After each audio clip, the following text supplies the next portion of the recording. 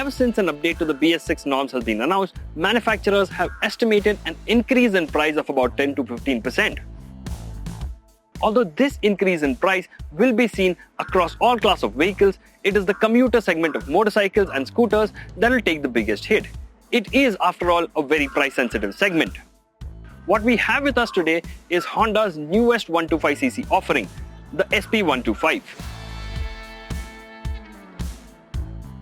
This is essentially a BS6 iteration of the popular Shine SP. The disc brake and CBS variant that we have with us today is priced at 77,100 rupees, which is about 12,500 more than the model it replaces.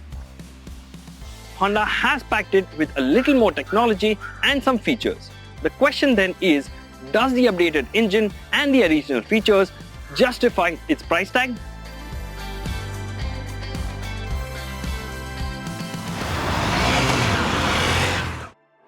Aside from the new name, the SP125 also gets an all-new design. Up front, it gets a sharper looking headlight, the fuel tank has been redesigned as well and now comes with this tank extensions. There's a 3D Honda emblem right here. Round the sides and at the back, it gets gloss grey finish for the panels at the back. It also gets new 5-spoke split-ended alloy wheels and a redesigned taillight as well. Honda is also offering a new set of color and graphics options for the SP125. Overall, it looks a lot more beefier than before and has an air of premiumness.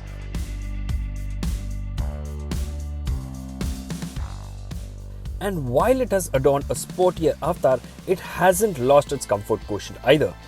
Ergonomics and riding posture feel familiar. The forward set foot pegs, the upright riding posture, and the tall handlebar all endow the SP125 with a comfy riding stance. The 705mm seat length is amply spacious for the rider as well as the pillion.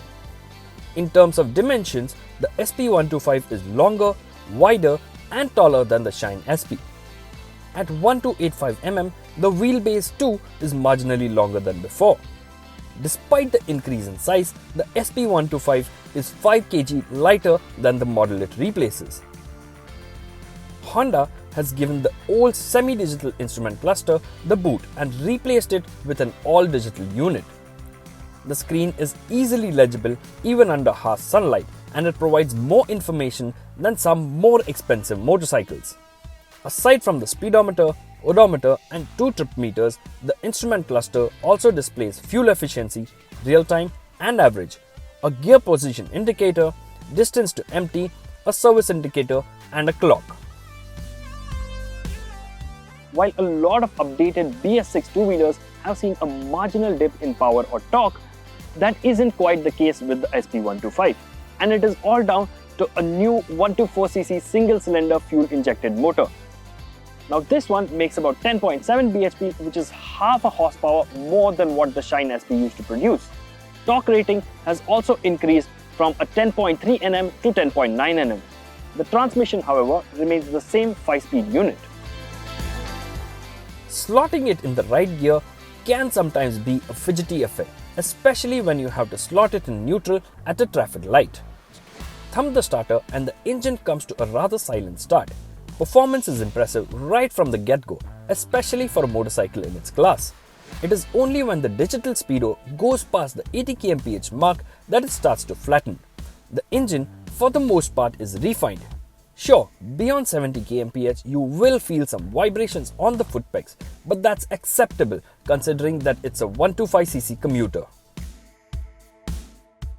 The gear ratios are tightly packed, which makes it extremely easy to ride in the city. The bike easily holds speeds of about 30 kmph in the 5th gear without any knocking whatsoever. This should aid in extracting better fuel efficiency figures as well. Honda claims that the SP125 can go 70 km in a litre of fuel, which makes it 16% more fuel efficient than the Shine SP. Aside from the gearing, Honda tells us that the low rolling resistance rear tyre has also helped in improving efficiency. Although the engine and the design are all new, underneath the SP125 is the same old Shine SP. It is based on the same diamond type frame, telescopic front forks and dual springs at the back. Honda has clearly followed a "if it ain't broke, don't fix it" philosophy. The Shine SP has always shined bright in the ride quality department, and the SP125 continues to be the same. Its soft suspension setup does make it a bit nervous around corners, but let's face it, it's a commuter, and more than outright handling, the SP125 needs to be easily maneuverable. Being lighter than its predecessor, the SP125 feels tremendously flickable, which should make finding your way in and out of traffic as easy as ABC. Braking duties too continue to be performed by a 240mm disc at the front and a 120mm drum setup at the rear. Of course, in line with the new safety norms, CBS comes as standard on the SP125. Stopping power is good, but you need to lug the lever hard for the brakes to perform hastily.